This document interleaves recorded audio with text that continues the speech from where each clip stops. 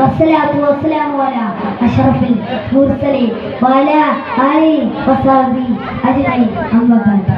ആദരണീയരായ ഗുരുനാഥന്മാരെ, പ്രിയപ്പെട്ട കൂട്ടുകാരെ, പുണ്യങ്ങളുടെ പൂനിലാവായ എക്കാലത്തെ പ്രതീക്ഷയാണ്.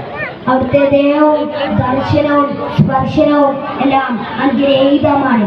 സ്നേഹം ചോർന്നു പോകും ഇക്കാലത്ത് മുത്തനബിയിലേക്ക് തിരികെ നടക്കേണ്ടതുണ്ട്. ഭൂമിയിലുള്ളവരോട് മുഴുവൻ കരുണ പുലർത്തണമെന്നാണ് നമ്മെ ഓർമ്മിപ്പിച്ചത്. എങ്കിലേ അവകാശത്തിന്റെ നമ്മളോട് കരുണയും സ്നേഹവും പുലർത്തു. കുഞ്ഞുങ്ങളെ മുത്തമ്മച്ച് സ്നേഹത്തിന്റെ ബാലബാണം നമ്മെ ഓർമ്മിച്ചു. പെൺകുട്ടികളോട് നീതിയില്ലാതാൻ കൽപ്പിച്ചു. മുതിർന്നവരെ ആദരിച്ച് സ്വർഗം നേടാൻ ആജ്ഞാപിച്ചു. വയ്യാത്രക്കാരനെയും ദുർബലനെയും അനാഥനെയും ചേർത്ത് നിർത്തി സർവനും ആദരസ്വത്വത്തിൽ പ്രതിഷേധിപ്പിച്ചു.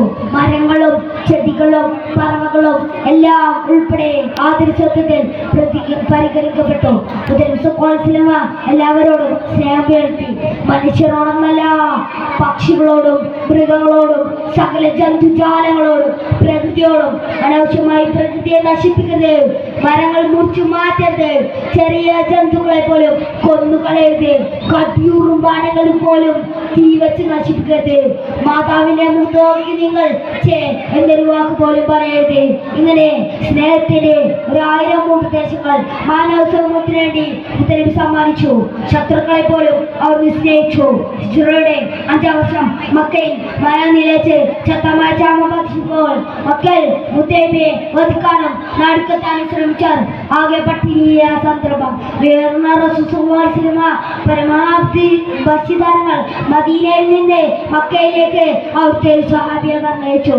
മക്കയിൽ പട്ടിണി കിടന്ന ആളുകൾക്ക് വിതരണം ചെയ്യായിരുന്നു മതി.